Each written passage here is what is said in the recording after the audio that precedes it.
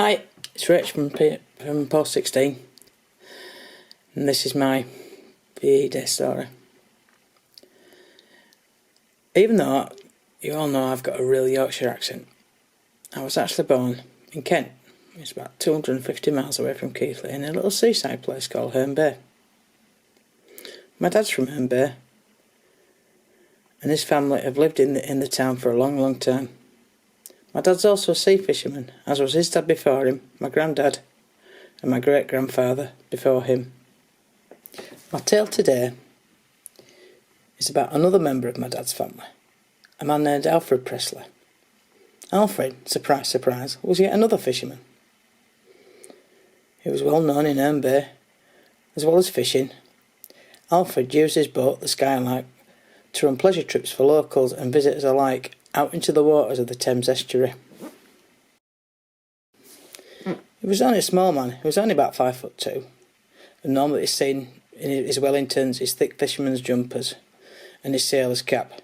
His nickname was 90, and everyone knew him by this name in the town, though nobody ever seemed to know where the nickname came from. When the Second World War started, the North Kent coastline around Herne Bay was an important part of the country for both the British and the German forces. Because it was close to London, it was on the flight path for the German bombers launching their horrific bombing blitz on the British capital.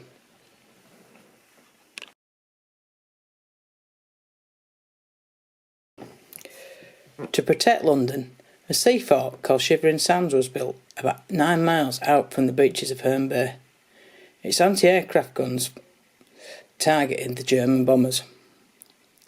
British fighter aircraft were a familiar sight to the locals of the bay, flying towards the fort to defend it from the enemy.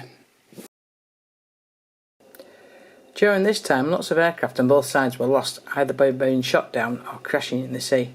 The British forces decided to base a rescue boat in Herne Bay to pick up survivors from the water. Even though it was too old to be a member of the armed forces, they asked 90 to become part of their crew of the boat, the Dandy, as he knew all about the sea and the coastline, and it was an important job, and 90's expert knowledge of the seas would help keep the crew safe on their rescue missions. Over the 5 years of war, 90 and his crew rescued many servicemen from the seas around Herne Bay. Sometimes they'd be going out in darkness to rescue people, or when the weather was bad and the waves were huge. It must have been a very scary time. Because 90 lived close to the coast, he was always the first person to the boat, and sometimes he went out and rescued people on his own. Once he picked up a German pilot who pulled out a revolver and threatened to shoot him. But 90 wasn't worried. One punch from him and the enemy pilot was out cold until he could return to the shore. He was only short, but he was supposed to be a very tough man. I never ever got the chance to meet my relative. He died long before I was born. I think listening to the stories that people tell about him, I'd have really liked him and I've probably learnt something from him. But as a member of my family, I'm proud of how brave he was and the things he did to help other people. 75 years on, and one thing still exists from 90's day. The little boat, the little Dandy Sea that rescued so many people, is still in one piece. In fact, 90 probably wouldn't recognise it today because it's in a very posh boatyard in the middle of London on the River Thames, a million miles away from its life as a rescue ship at Herne Bay.